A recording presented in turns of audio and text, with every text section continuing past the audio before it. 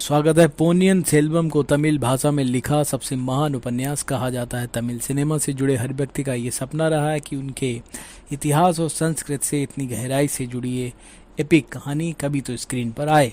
खुद मणिरत्नम 90s से इस कहानी को स्क्रीन पर लाने की कई कोशिशें कर चुके हैं, लेकिन वो कामयाब नहीं हुए।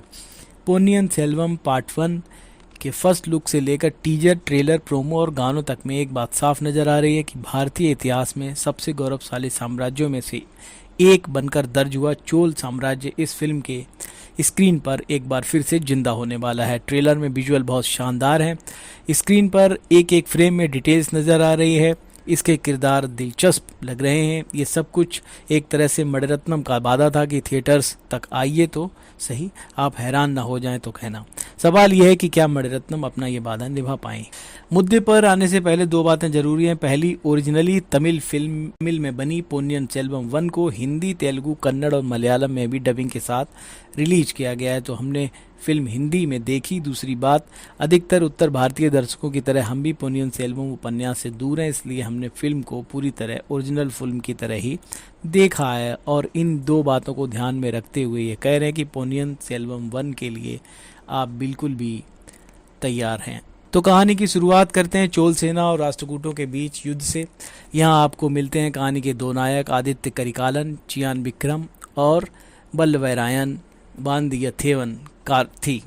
आदित्य चोल युवराज हैं और ऐसा वीर योद्धा है कि दुश्मन युद्ध में उसका सामना करने भर के ख्याल से घबरा जाए। उसके पिता सुंदर चोल बीमार हैं और उसे सत्ता सौंप देते हैं, लेकिन खुद उसकी बहन कुंदबई और कई लोगों का मानना है कि अगला राजा बनने के लिए सही व्यक्ति छोटा भाई यानी अरुल मोलीवर्मन है। अरुल मोलीवर्मन, जिसे पोन्नियन सेल्वम कहा जाता है। आपको कहानी में इंटरवल के बाद ज़्यादा मज़ा आता है। दूसरी तरफ सुंदर चोल के चचेरे भाई मधुरांतक का दावा भी चोल साम्राज्य पर है और वो अपनी तरफ से सिंहासन पाने की पूरी तैयारियां करता है। चोल साम्राज्य में एक और बड़ा खिलाड़ी है, पर्वतेश्वर आर शरद कुमार, जिसके खेमे में कई बड़े खिलाड़ी हैं। उसका छोटा भाई सेनापति छोटे पर्वतेश्वर आर पार्थिवन, उसकी पत्नी नंदिनी ऐश्वर्या राय बच्चन।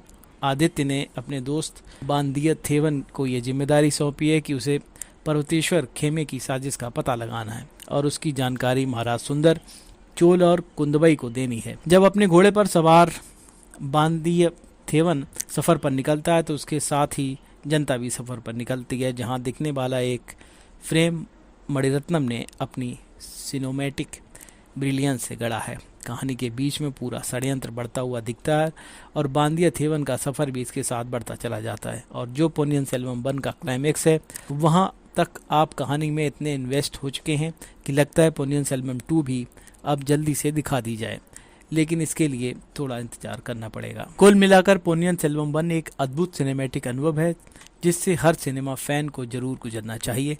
इसकी दिमाग को उलझाने वाली कहानी देखने के बाद आपको समझ में आएगा कि स्क्रीन पर इसे लाने का सपना तमिल फिल्म मेकर्स क्यों लगातार देखते रहे। दोस्तों, आपको हमारी कवरेज अगर पसंद आई तो हमारे चैनल को सब्सक्राइब करें और बेल आइकन का बटन दबाएं।